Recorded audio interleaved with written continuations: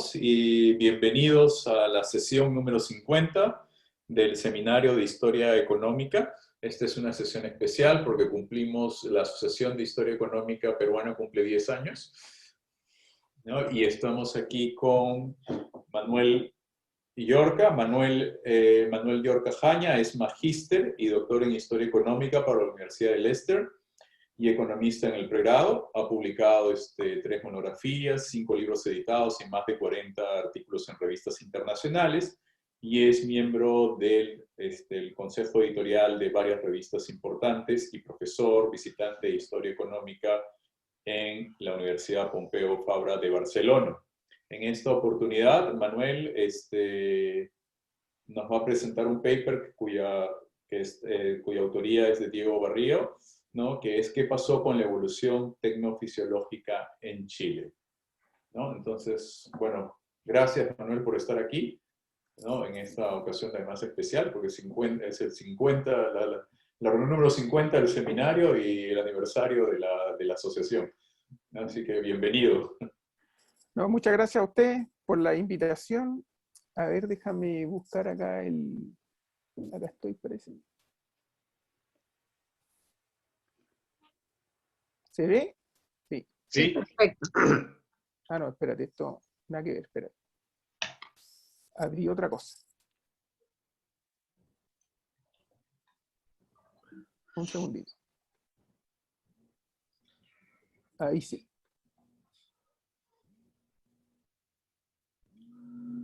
Ahí se ve, ¿no? Sí, perfecto. Ya, bueno, primero que nada, muchas gracias por la invitación a los colegas de la Asociación Peruana de Historia Económica. Siempre es un gusto compartir con los y las peruanos.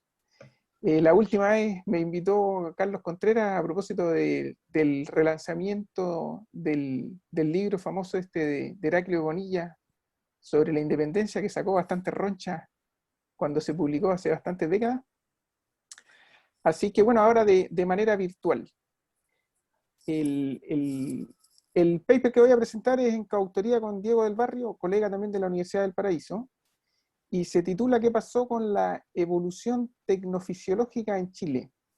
Este es un paper que es parte de un proyecto Anillos que financia la ANIT de Chile, que básicamente trata sobre bienestar y desigualdad en Chile en el largo plazo.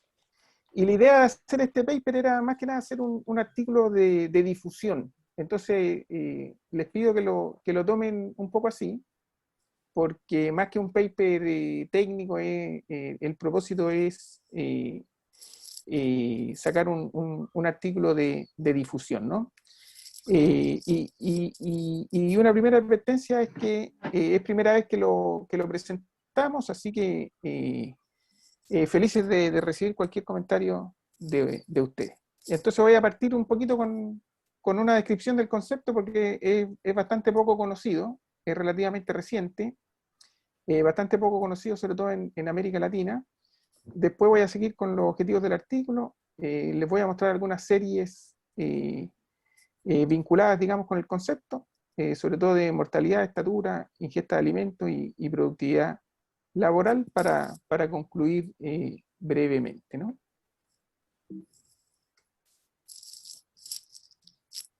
Una pregunta, José Miguel, ¿tú puedes aceptar gente mientras yo hablo, no? Porque, sí, no hay ningún problema. Ya, vale.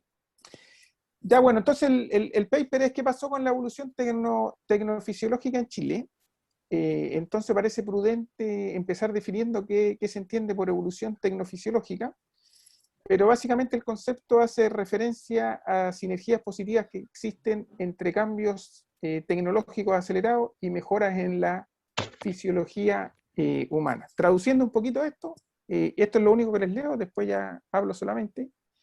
El concepto de evolución tecnofisiológica nos dice que mejoras en el estado nutricional de la población habrían iniciado un círculo virtuoso de evolución tecnofisiológica, avances tecnológicos y en el ingreso medio generaron una mejor dieta, que generaron mejoras fisiológicas, vale decir aumento en la esperanza de vida, estatura, peso, mejor cognición también, y aumentos en la productividad laboral, que en este círculo virtuoso, digamos, se traducen a su vez en aumentos adicionales en ingresos, la dieta, la productividad laboral, etcétera, etcétera. O sea, es un proceso de largo plazo, mediante el cual se dan estas sinergias positivas, digamos, entre cambio tecnológico, ingreso medio, dieta, mejora en la fisiología humana, etcétera, etcétera.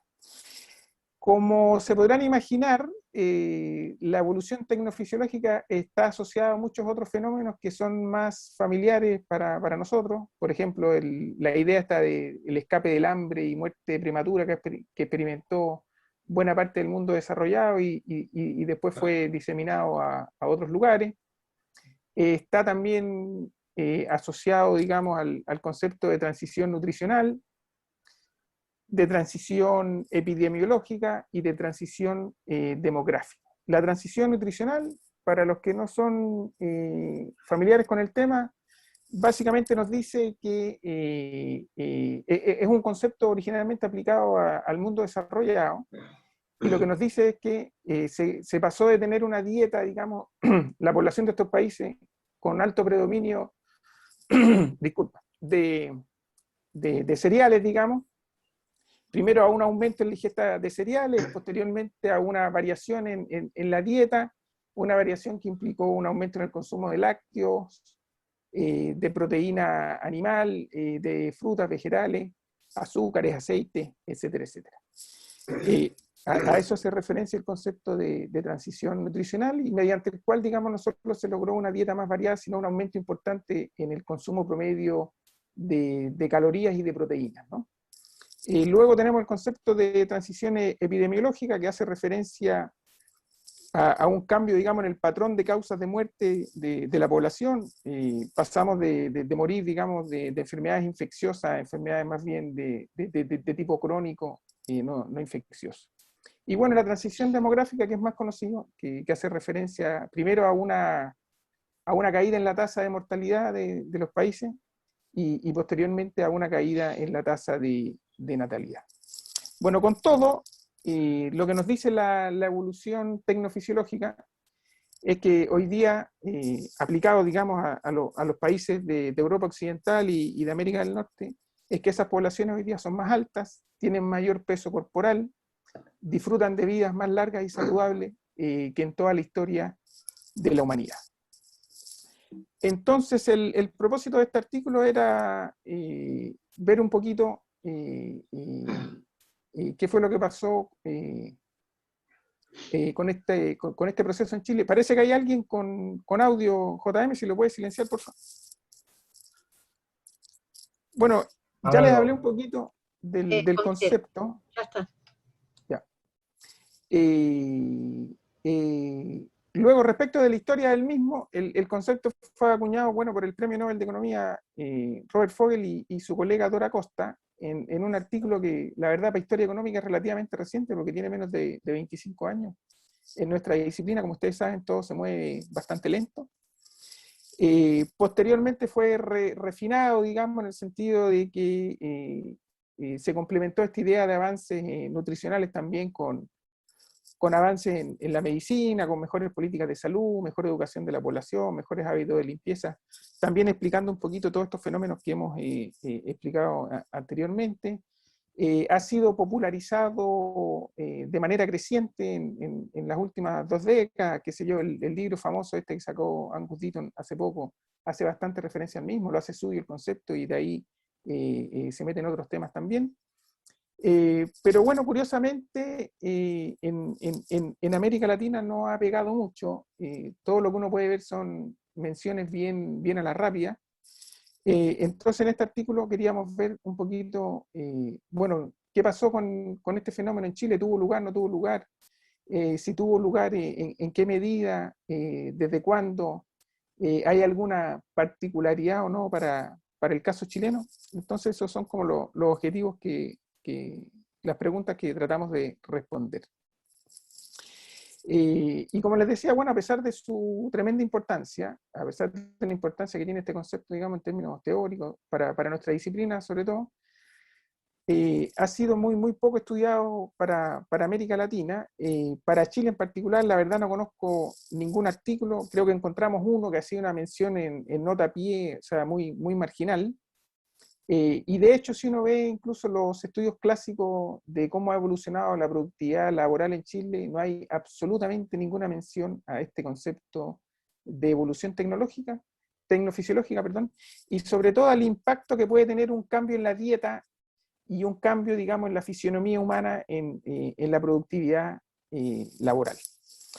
Razones para este olvido hay muchas. Yo diría que probablemente la más importante es que la verdad que hay muy poco diálogo interdisciplinario, o había, ahora hay mucho más. Yo diría que en los últimos 20, 30 años la multidisciplinariedad se ha vuelto algo bastante común, por suerte.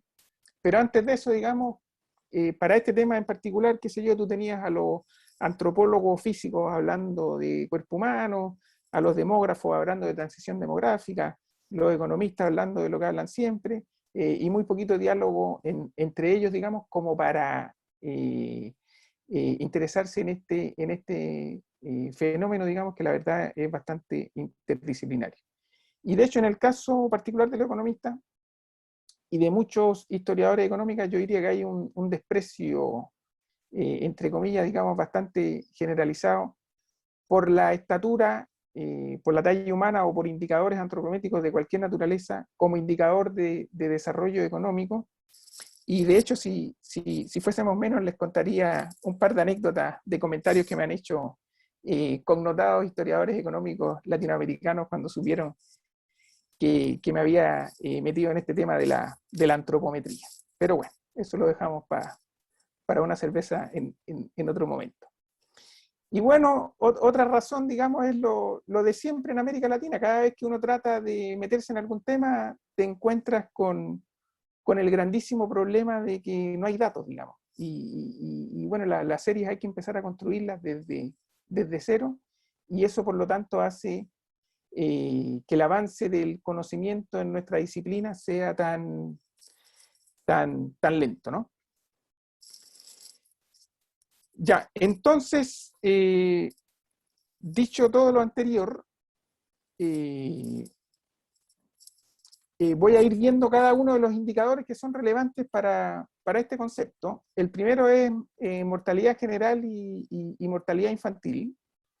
Y lo que vemos en el caso de Chile es que hay un aumento espectacular en la esperanza de vida en las últimas décadas. La curva de Chile es la grisecita. O sea, el aumento ha sido realmente impresionante en las últimas décadas, y no solo ha habido un aumento en términos absolutos, sino también ha habido un proceso de convergencia bastante significativo. Qué sé yo, la esperanza de vida en Chile hoy día es muy cercana a la del promedio de los países desarrollados, está prácticamente en el mismo nivel que Estados Unidos, por ejemplo. Entonces, es probablemente, digamos, el mayor éxito en bienestar en la historia del país. De hecho, Angus Deaton siempre lo señala como un ejemplo de un país de ingreso medio que puede disfrutar, digamos, de una alta esperanza de vida a pesar de las restricciones, digamos, presupuestarias de su gobierno. Este tremendo aumento en la esperanza de vida de Chile, digamos, es principalmente debido a caídas en la mortalidad infantil, que se las voy a explicar en un segundito, pero antes les quería mostrar esta tabla, que nos muestra, digamos, la caída sostenida desde que hay registro hasta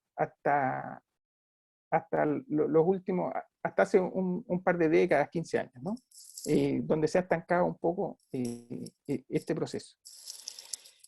Pero para que se hagan una idea respecto del impacto que ha tenido la caída de la mortalidad infantil en la mortalidad general en Chile, hasta los años 60 más o menos, buena parte, digamos, de las muertes en Chile eran de niños. Por ejemplo, acá tenemos esta línea azul, que es el porcentaje de defunciones dentro del total de defunciones en Chile, que pertenece a niños menores de un año, esta otra rojita es la de menores de entre 1 y 9 años, y la verdad que sumando las dos, pues durante algunos pasajes de la historia de Chile, tristemente, digamos, más de la mitad de los decesos eran de niños menores a 10 años. Eso empieza a cambiar dramáticamente a fines de los 50, principios de los 60, y vemos cómo la participación de muertes en menores de un año, digamos, cae de manera brutal, bastante acelerado. Esto, comparado con países desarrollados, es un fenómeno bastante distinto, digamos. Países desarrollados experimentaron esta variación de una manera un poco más gradual. En el caso de Chile fue bastante, como les decía, abrupta. Pasa con los niños menores de un año, pero también con los menores de entre 1 y 9 entre 1 y 9 años. O sea, hoy día prácticamente el grueso de los fallecimientos en Chile son de personas mayores de 65 años, que es básicamente los estándares, digamos, de cualquier país desarrollado. Las causas en la caída de la mortalidad, bueno, son bien conocidas. Hace poco publicamos un artículo ahí en la Revista Médica de Chile sobre este tema. Básicamente una adhesión a la teoría de los gérmenes en términos de la sociedad, caída en enfermedades infecciosas como causa de muerte, un poquito lo que les decía anteriormente, o sea, es parte del fenómeno de la transición epidemiológica, ¿no? Caída importante en tasas de desnutrición y pobreza, expansión y provisión de servicios de electricidad, agua potable y alcantarillado. Subrayé agua potable y alcantarillado porque realmente tuvieron un tremendo impacto, sobre todo en las urbes de Chile. También una expansión en el consumo de refrigeradores, de cocina, que permitieron almacenar los alimentos de mejor manera. Mejoras en educación y en ingreso per cápita, que mejoran la dieta. Se sabe, digamos, que un cuerpo mejor nutrido está mejor equipado para pelear enfermedades. Una expansión de la cobertura de atención médica, haciéndola prácticamente universal en todo el territorio. Campañas de vacunación parten, digamos, desde hace muchas décadas, y bueno, y de hecho el éxito en la vacunación de Chile hoy día no es una cuestión de hoy día, digamos, sino que tiene una larga trayectoria. Focalización del gasto en salud, focalización, digo, sobre todo en los sectores más desfavorecidos, digamos, y sobre todo en periodos de crisis. Lo mismo ocurre con programas de entrega de alimentos, también han sido bien focalizados en los sectores más desfavorecidos. Bueno, una caída también en la fertilidad, puede sonar medio bruto, digamos, pero mientras menos hijos tienen las familias, más dinero tienen disponible para cada uno de ellos, también para alimentarlos, educarlos, etc. Resumiendo respecto de la esperanza de vida y la mortalidad, que están íntimamente ligadas, lo que podemos ver es que Chile converge tardíamente, digamos, respecto de los países desarrollados, pero lo hace de manera bien acelerada, alcanzando niveles similares a aquellos países que experimentaron primero la evolución tecnofisiológica, ¿no? O sea, en un periodo bien corto y por razones, la verdad, bien similares. Entonces, hasta ahí la historia va bien. Luego tenemos que ver si se cumple esto de que aumentó la estatura de los chilenos y el peso de los chilenos, ¿no? Sería la otra condición o el otro rasgo de la evolución tecnofisiológica que habría que probar. Lamentablemente, para periodos largos no tenemos estadísticas de peso. Eso está disponible solamente para las últimas décadas con las encuestas de salud. Para periodos anteriores no hemos podido encontrar datos. Hasta hace poco tampoco había datos de estatura, pero bueno, por suerte logramos encontrar y tenemos ya series que son bastante robustas, digamos. Y esto es importante porque la estatura se ha consolidado como un buen indicador de desarrollo, eso ya nadie lo discute. Se cree, digamos, que es un fiel reflejo de la salud y alimentación de las personas, sobre todo durante la niñez. Qué sé yo, personas, niños, digamos, que se crían con buena educación, buena salud, buena alimentación, buen albergue, todos los demás constantes se cree que van a ser más altos que aquellos que se crean en condiciones menos favorables. También se cree que hay una correlación positiva entre estatura y esperanza de vida, entre estatura y habilidades cognitivas, digamos, porque aquellos que son más altos se supone que se nutrieron mejor, digamos, y la nutrición afecta todos los órganos del cuerpo y además las habilidades cognitivas, digamos. Como les decía, hasta hace poco está escasamente documentada para Chile. Por suerte hemos podido recopilar datos desde el siglo, para aquellos nacidos desde 1730, para que se hagan una idea, hasta nacidos en los años 90. Y lo que tenemos es que en el siglo XIX hubo un relativo estancamiento, digamos, en el bienestar biológico de la población, pero posteriormente empezamos a ver que hay un aumento en la estatura en la población adulta en Chile.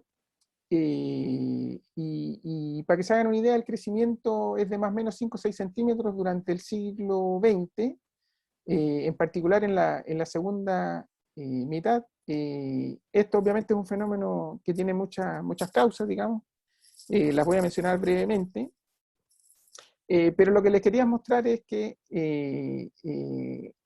respecto de, bueno, eso se lo muestro después mejor, el tema de la divergencia en estatura, o sea, ha aumentado la estatura de los chilenos, pero en relación a países más desarrollados, ha aumentado menos y por lo tanto se ha producido, digamos, una pequeña divergencia. Bueno, las razones del aumento de la estatura en Chile se cree que son producto de una mejora en la dieta, de una mejor educación y mejores hábitos de alimentos, de alimentación, mejores hábitos de higiene también. Después un número de variables que son pertinentes para explicar el tema de la mortalidad y también aplican para la estatura, como el aumento de la cobertura y calidad de servicios de salud, centralización, aumento de los gastos de salud, lo que les mencionaba anteriormente, expansión de servicios de agua potable y alcantarillado, caída en la mortalidad infantil y esperanza de vida. Entonces, como les decía, lo que vemos es un crecimiento con divergencia. O sea, el mayor crecimiento de la estatura en Chile es la segunda mitad del siglo XX, pero ese periodo coincide también con el mayor aumento de la estatura en la población de los países desarrollados. Y de hecho, hay países, buena parte de los países desarrollados crecieron en estatura mucho más que Chile. Por ejemplo, el caso de los españoles es realmente paradigmático, digamos. Hasta mediados de siglo eran más bajitos que los chilenos y hoy día nos sacan sus buenos centímetros. También las diferencias, qué sé yo, con países como Holanda, al principio de siglo eran 5 o 6 centímetros, hoy día son 10 o 11 centímetros, ¿no? Entonces, resumiendo, se cumple esto de que aumenta la estatura, pero con una temporalidad, digamos, un ritmo un poquito diferente a lo que ocurre con la esperanza de vida. Y además, a diferencia de lo que ocurre con la esperanza de vida, donde había convergencia del indicador de Chile con países desarrollados, en este caso hay divergencia. Luego, la tercera variable es la dieta. Aquí idealmente lo que tendríamos que tener es, y que es lo que tiene Fogel y estos colegas para Estados Unidos y para países europeos, lo que deberíamos tener es un consumo per cápita de calorías, consumo per cápita de proteínas de la población para un periodo largo, pero obviamente esos datos no están para Chile y no están para ningún país latinoamericano tampoco, para un periodo largo, arrancando en 1900, qué sé yo. Entonces, hemos tenido que echar mano a alimentos seleccionados solamente. Pero eso lo explico en un segundo. Antes de eso, quiero mencionar que el estado nutricional, así como la estatura, se ha posicionado como buen indicador de niveles de vida. Hoy día, digamos, hay consenso que el estado nutricional afecta a cada órgano del cuerpo, impacta las tasas de morbilidad y mortalidad, impacta la estatura, impacta en procesos cognitivos, y por lo tanto es súper relevante, digamos, ver cómo ha ido evolucionando el mismo a lo largo del tiempo. Dicho eso, se sabe que aquellos países que experimentaron la evolución tecnofisiológica, también experimentaron una transición nutricional, como les decía anteriormente, o sea, primero un aumento en el consumo de calorías, en base a un aumento en el consumo de cereales y tubérculos, qué sé yo, posteriormente una variación en la dieta, y por sobre todo, digamos, un aumento en el consumo de proteína animal y de productos lácteos. Para que se hagan una idea del impacto que tuvo esta transición nutricional, Fogel y compañía estiman que las mejoras en la dieta explican según el país, digamos, porque estos procesos, digamos, no son parejos en todos los países y presentan bastante particularidades, entre un 25 y un 40% de las caídas en mortalidad infantil se cree que son atribuidos, digamos, a mejora en la dieta de estos países. O sea, estamos hablando de un factor bastante importante. Los datos de mortalidad y estatura para Chile que les he mostrado hasta ahora sugieren que hubo durante largos periodos de tiempo carencia de ciertos alimentos para la población, de malnutrición, de desnutrición, como se le quiera llamar, y por lo tanto, digamos, aun cuando no tenemos estimaciones de ingesta calórica proteica en el largo plazo, por lo que le decía anteriormente, por la dificultad de recopilar estos datos, hay otro tipo de metodologías. Por ejemplo, Ricardo Salvatore hace poco publicó un artículo donde comparaba estaturas promedio de Argentina en base a un estándar internacional y en base a eso estimaba tasas de malnutrición. Nosotros podríamos hacer lo mismo para Chile también y llegaríamos a las mismas conclusiones, digamos.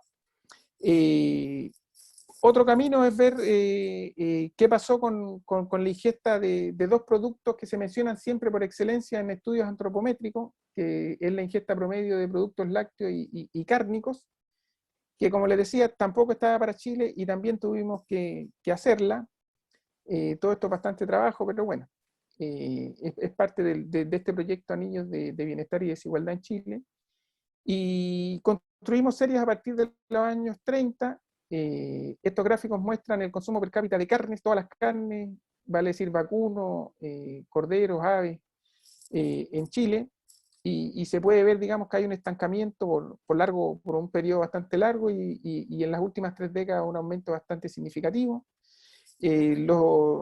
La ingesta promedio, digamos, de carne en Chile hoy día está al nivel de cualquier país desarrollado.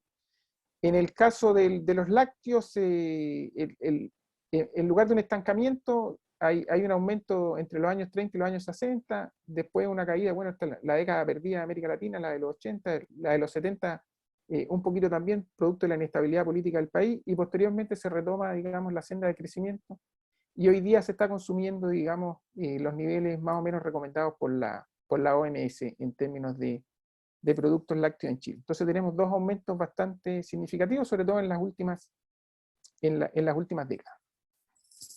Entonces, resumiendo, solo desde los 90, digamos, Chile disfruta de un alto consumo de lácteos y carnes, al mismo nivel que países desarrollados. Información preliminar para otro tipo de alimentos nos dicen que Chile efectivamente habría experimentado una transición nutricional tardía, rezagada, pero la experimentó, con algunas particularidades que no viene al caso mencionar porque no tenemos mucho tiempo. Otro problema, otra particularidad es que debido al alto consumo de carnes procesadas y otro tipo de alimentos, se nos fue un poquito la mano, digamos, y ahora la obesidad está asomando como un problema en Chile. En términos de agenda futura, sería ideal contar con datos de índice de masa corporal, estamos trabajando en eso, pero de todas maneras, lo que sí podemos concluir, digamos, es que la dieta de los chilenos, en términos de ingesta de productos lácteos y cárnicos, ha aumentado de manera bastante importante. Entonces, lo último que nos faltaría es ver qué pasa qué pasó con la productividad laboral, digamos, después de todas estas aseveraciones anteriores. Entonces, les recuerdo un poquito, retomando la definición inicial. Según la teoría de la evolución tecnofisiológica, la productividad laboral debería haber aumentado, digamos, en Chile durante buena parte del siglo XX, en particular en la segunda mitad, a juzgar por la información que les he entregado hasta ahora, José Gabriel Palma, en un capítulo que va a salir ahora en una historia económica de Chile, nos muestra, digamos, que la productividad laboral creció con fuerza entre inicios de los 50 e inicios de los 70, y luego nuevamente entre mediados de los 80 y mediados de los 2000. Entonces, en ese sentido, la historia que hemos contado, digamos, es bastante consistente, digamos. Pero el mismo Palma, digamos, nos dice que en relación a otros países, la productividad laboral de Chile no habría aumentado, o sea que hay un aumento de la productividad laboral, pero con divergencia nuevamente, y además un estancamiento en los últimos 15 años, digamos, ¿no? O sea, ha habido convergencia en estado nutricional en las últimas décadas, no así en la productividad laboral. Estamos hablando aquí en particular de las últimas 2 décadas. Eso encaja con esta idea de que el proceso de creación, absorción y transmisión del conocimiento presenta muchas debilidades en el caso chileno. Estudios clásicos de productividad para Chile, de productividad laboral, dan cuenta de que hay carencias educacionales, pobre calidad de la educación.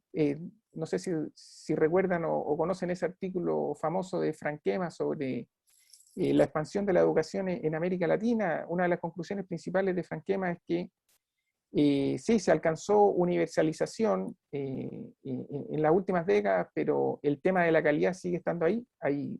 La calidad de la educación en América Latina es muy deficiente, y el caso de Chile no es excepción. De hecho, probablemente sea un caso paradigmático, digamos, de muchos años de escolaridad, pero también de una escolaridad, digamos, bastante deficiente, digamos.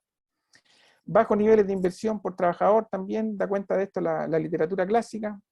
Falta de políticas públicas relacionadas con la adopción e innovación tecnológica. Bajos niveles de gasto en investigación y desarrollo.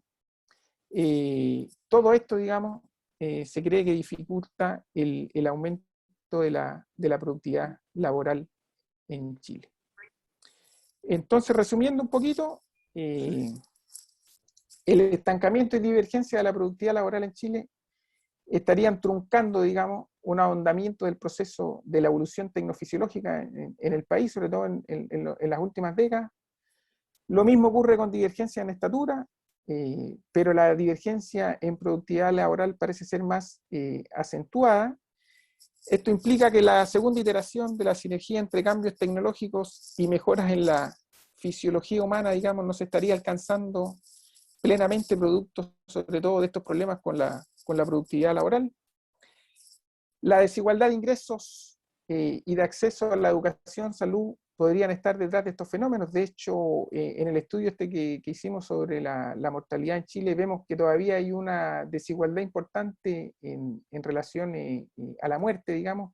El estancamiento de la tasa de mortalidad en Chile, tanto general como infantil, tiene que ver, digamos, con desigualdad de ingresos, y bueno, ahí hay espacio para seguir creciendo. O sea, el estancamiento en indicadores de salud en gran parte está debido a esta desigualdad de todo tipo reinante en el país.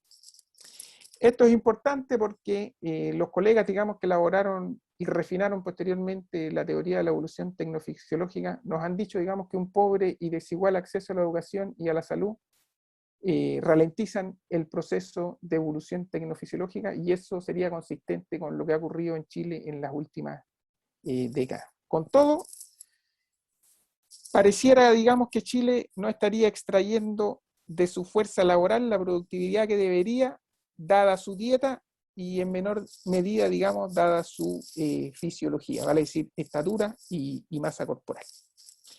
Entonces, eso, muchas gracias nuevamente a los colegas de la Asociación Peruana de Historia Económica, y feliz respondo a cualquier pregunta, y todos los comentarios son bienvenidos. Muchas gracias, Manuel. Y entonces, ahora lo que hacemos es abrir la ronda de preguntas. Entonces, por favor, pon el signo de levantar la mano para yo poder ubicarlos. ¿no? Y quedo a la espera de las preguntas que tengan ustedes para Manuel.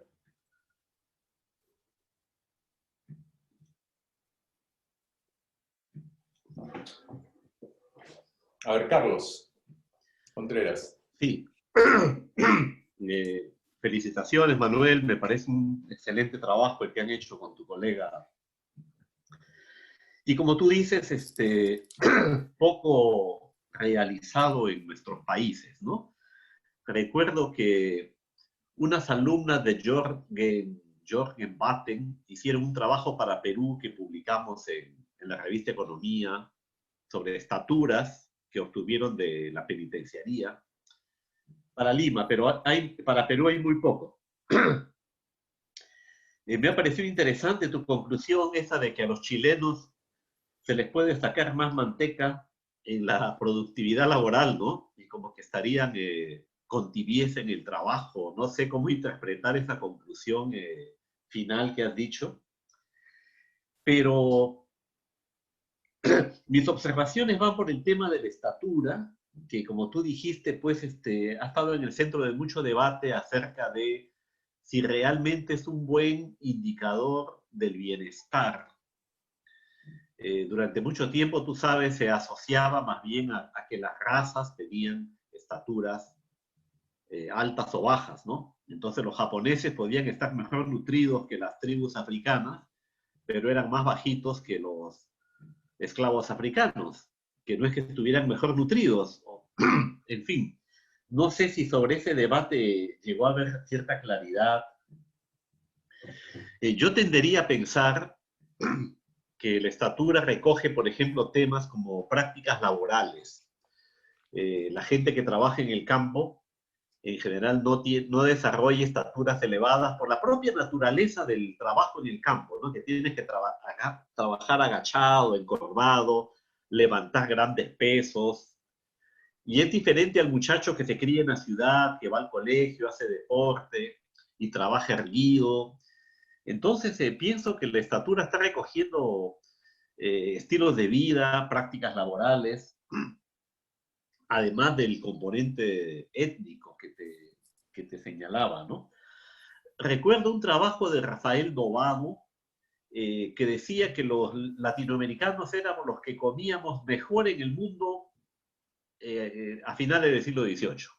Él había sacado la ingesta de carne en Buenos Aires, en México, en Londres, en París, y quienes comían más carne por habitante y en general tenían más proteínas por habitante, que decía que debían estar con gota, eran los del Río de la Plata, los chilenos, es decir, la gente de América Latina tenía mucha mejor nutrición que los habitantes de Europa de la misma época. Estamos hablando de la época de la Revolución Industrial o los albores de la Revolución Industrial, pero no eran más altos, ¿no? Entonces, eso pues me hace dudar un poco de que, o cuestionar, ¿no? En todo caso, continuar la discusión de que la estatura sea un buen indicador del bienestar o esté recogiendo otros elementos de la historia, ¿no? Ese es, en fin, mi comentario en general. Ya, mira, respecto de la cuestión étnica, al principio hubo muchos cuestionamientos en la línea que tú señalas, pero yo creo que esa discusión ya está un poquito zanjada. A ver, los únicos que son étnicamente más pequeños son los pigmeos. Eso, en eso hay acuerdo, digamos. Pero después, por ejemplo, hay colegas que han comparado la estatura de los coreanos del sur con los coreanos del norte, y los coreanos del sur le sacan 10 centímetros a los coreanos del norte. Y sería difícil sostener que hay una diferencia genética entre las dos poblaciones, ¿no?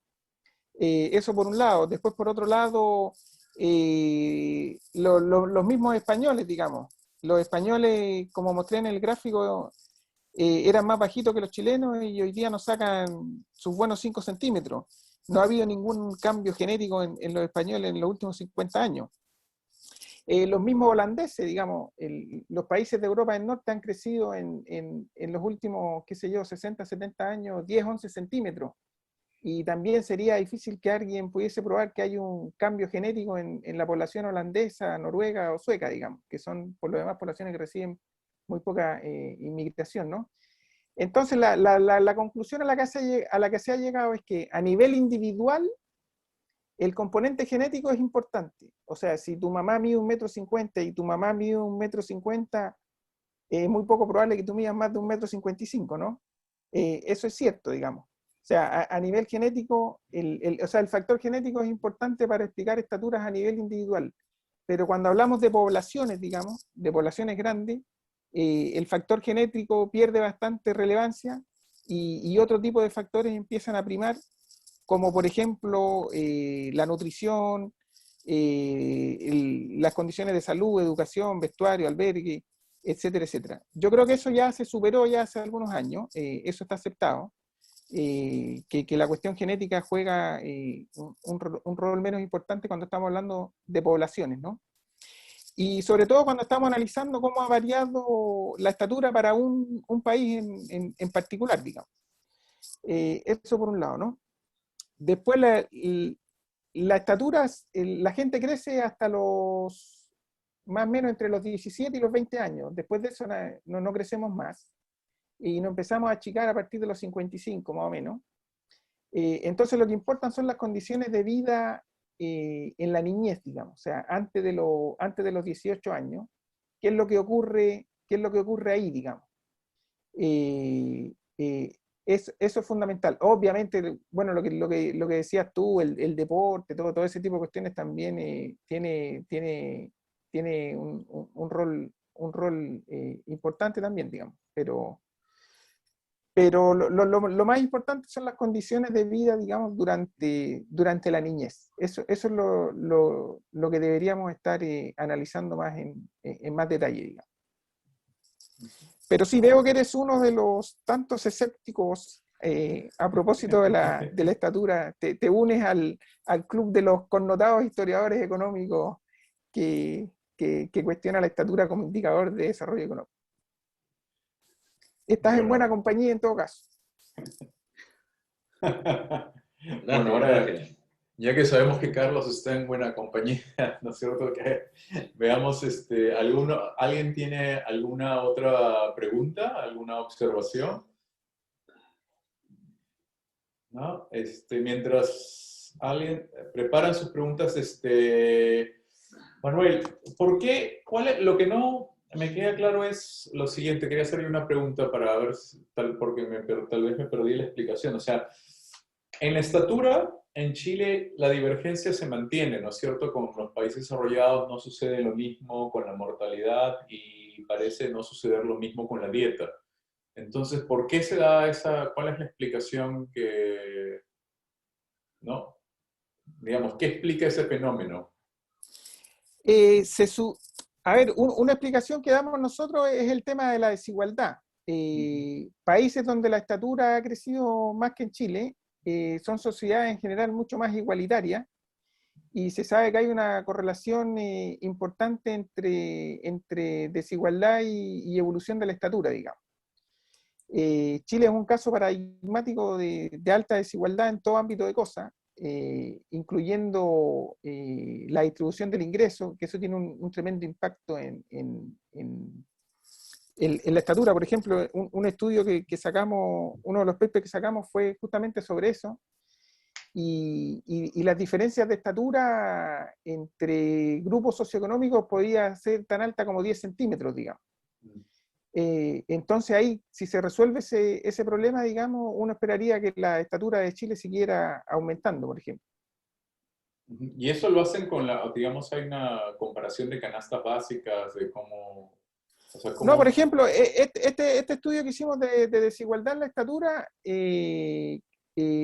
usamos estadísticas de presidiarios donde salía la profesión del preso.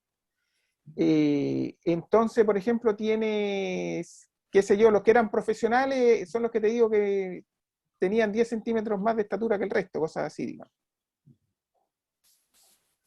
Como un proxy de nivel socioeconómico. Hay otros colegas que han usado, por ejemplo, para el caso mexicano, se ha usado los que tenían pasaporte con los que no tenían pasaporte, porque se supone que la tenencia de pasaporte era característico de clase económica más pudiente, digamos. Cosas así. Ujú. José Manuel, tú tenías una pregunta. Sí, en base a lo que, va en la línea de lo que señalaste tú, Martín, para reconstruir toda la serie, las fuentes que empleaste, porque me llama la atención si esto de la canasta básica, justo iba a preguntar si usaron el tema de la canasta básica o qué tipo de fuentes usaste para Para el consumo de lácteos y carnes, el consumo de lácteos y carnes y para la estatura. ya, para el consumo de carnes y lácteos usamos lo que se llama la Food Balance Sheets, que básicamente es producción nacional, más importaciones, menos exportaciones, y se excluyen las pérdidas en el proceso productivo y la alimentación, la producción que se destina a alimentación animal. En el fondo es como un consumo aparente a nivel nacional, y eso se divide por la población y te da la ingesta per cápita. Eso para carnes y lácteos. Obviamente ahí hay que meterse con datos de producción nacional, comercio exterior, que todos los códigos del arancel aduanero, que de repente son bastantes, digamos, puede ser bien laborioso, digamos, pero bueno, para eso estamos. Y en el caso de la estatura, lo que ocupamos fue registros del ejército. Por lo tanto, tenemos registros del ejército, también hemos usado registros de penitenciarios, que es como lo habitual. Ya, el problema que tenemos es que son datos principalmente para hombres, pero ahora último conseguimos también unos datos de familiares femeninos justamente de este personal del ejército. Y entonces ahí tenemos una serie para mujeres también, que se comporta de manera similar a la de hombres. Y otra fuente que usamos también son pero esta no la mezclamos con esta, de la Marina.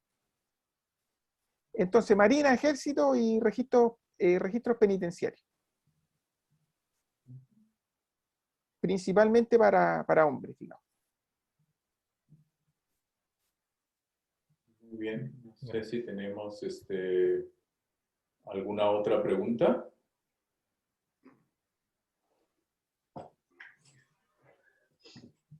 ¿Y tienen datos, Manuel? A ver si me permites, Martín, Sí. añadir una pregunta.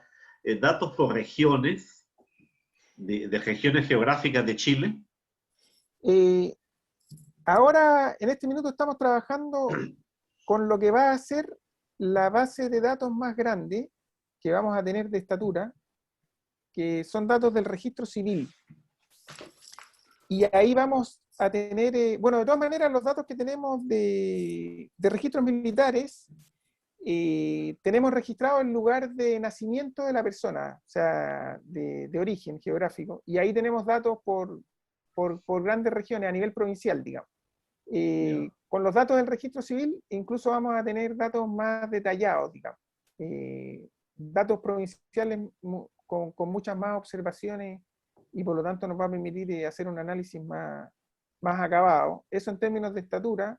En términos de mortalidad también tenemos datos por provincia, y ahora estamos trabajando también con datos de causas de muerte, que los vamos a tener también a nivel de provincia. Ok, gracias. Y yo tengo una pregunta que me llama la atención. ¿Por qué? O sea, ¿cómo mides la inversión en trabajadores? Dices la inversión en la producción. Bueno, esa no son datos nuestros, es la literatura clásica para Chile, digamos, los estudios clásicos que están ahí listados en la bibliografía del paper, digamos. Pero eso no son datos nuestros, digamos.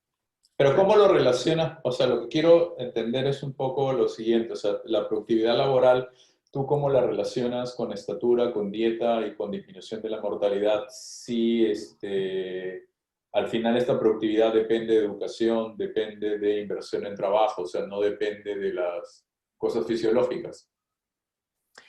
No, lo que decimos nosotros es lo siguiente. Los estudios clásicos de productividad laboral en Chile identifican una serie de variables para explicar por qué se habría estancado en las últimas décadas. ¿Ok? Una de esas variables es la que tú mencionas, es la baja inversión por trabajador, qué sé yo. Lo que decimos nosotros es que además de esas variables clásicas, también debería considerarse el estado nutricional de la población y la estatura de la población, porque son proxies, digamos, del bienestar biológico de esa población, y porque se cree, digamos, que una mejor dieta debería generar procesos cognitivos mejores procesos cognitivos, y también para eso en términos de producción intelectual, ¿no? de aquellos trabajos que requieran producción intelectual. Y la envergadura física también sirve para aumentar la productividad en aquellos trabajos que requieran más esfuerzo físico, digamos. O sea, por ambos lados debería aumentar la productividad laboral, tanto si es por una cuestión física como intelectual, digamos. Y por eso es que lo consideran, digamos. Bueno, de hecho, los estudios clásicos, estos de Fogel, qué sé yo, parten diciendo, bueno, la primera gran contribución de esta transición nutricional es primero incorporar a la fuerza laboral los moribundos, digamos. Gente que está haciendo una caricatura tirada en el piso porque no comía, digamos. Le das comida, se levanta y trabaja. Esa es como la primera fase, digamos, por llamarlo de alguna manera. Y después ya obviamente se va sofisticando, digamos. Sí. Yo no sé, Cristina, ¿tú tenías alguna pregunta? Creo que has puesto una pregunta en el chat. ¿Sí? Micro.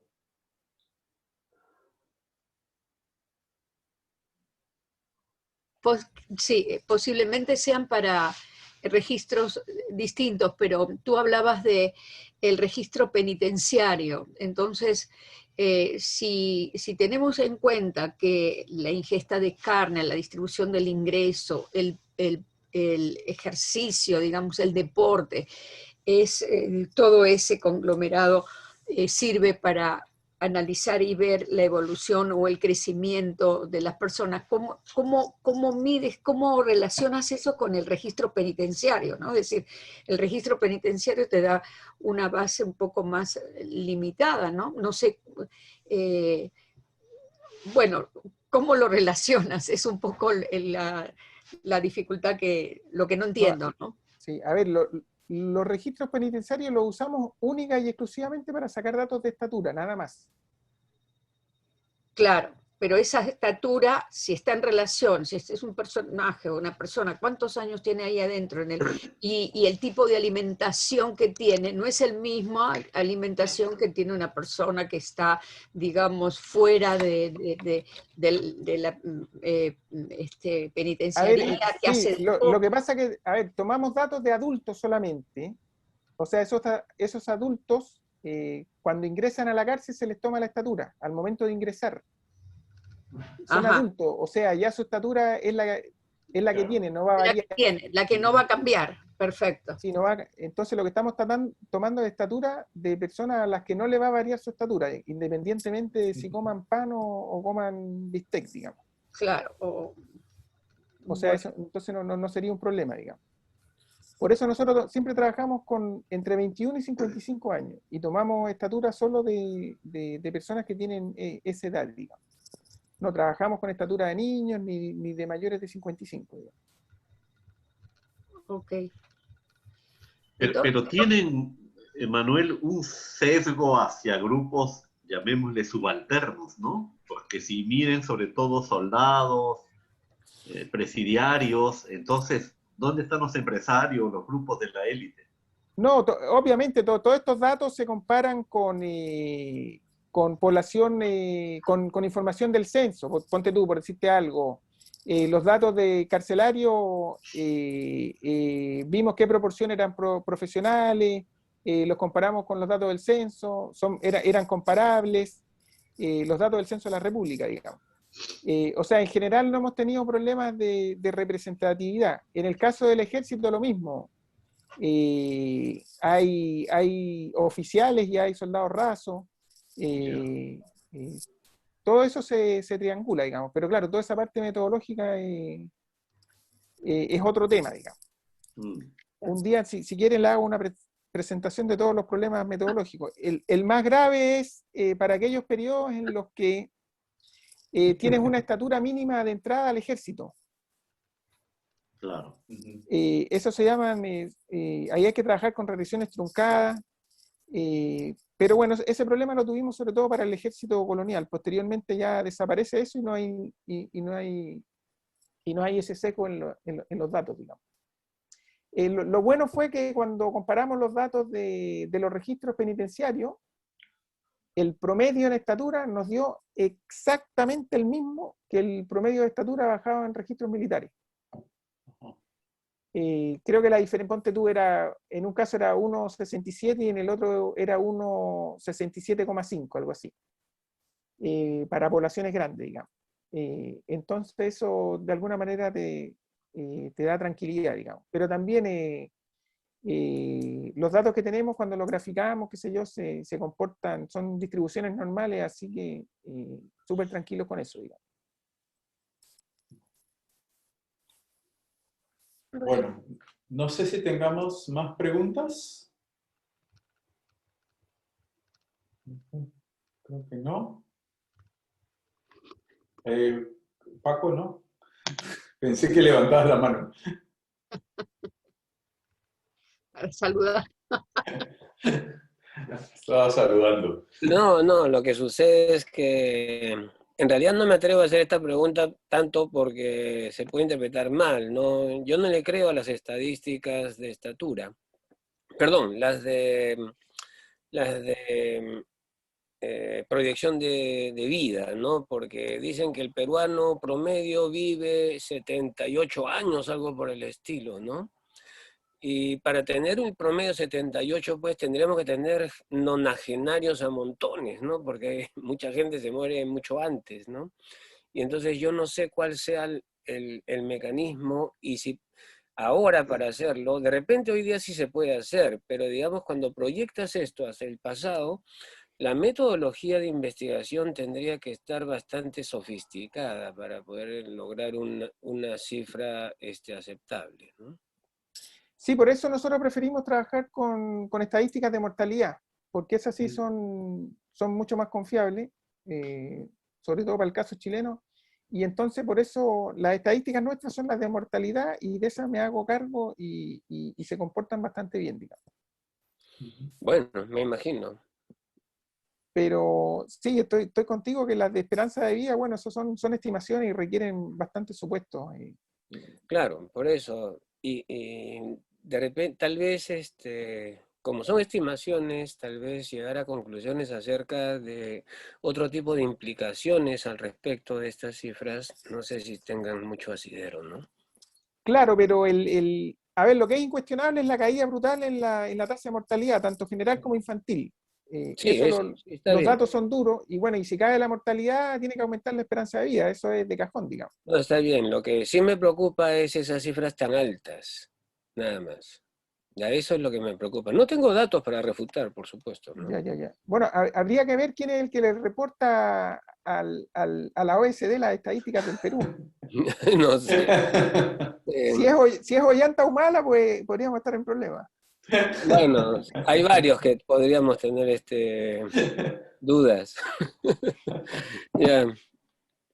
Pero bueno, nosotros siempre hacemos un esfuerzo por triangular toda la información. Por ejemplo, en el caso de la ingesta de carnes y lácteos, lo primero que hicimos fue ir a comparar con las cifras que tiene la FAO.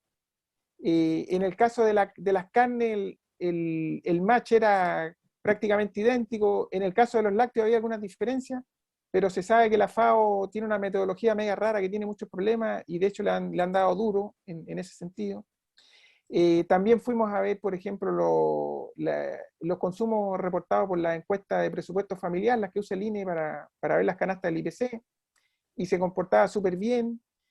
Siempre hacemos un esfuerzo por triangular todos los indicadores que generamos, digamos, en el caso de consumo de alimentos, en el caso de estatura, esto por ejemplo que te digo, de comparar cifras de militares del ejército con marinos, con penitenciarios, los datos se comportan bien, lo de mortalidad también, pero claro, sí, siempre van a haber siempre van a haber problemas, digamos, sobre todo si uno hiciera un ejercicio más fino, digamos, de estimaciones econométricas para estos fenómenos, digamos.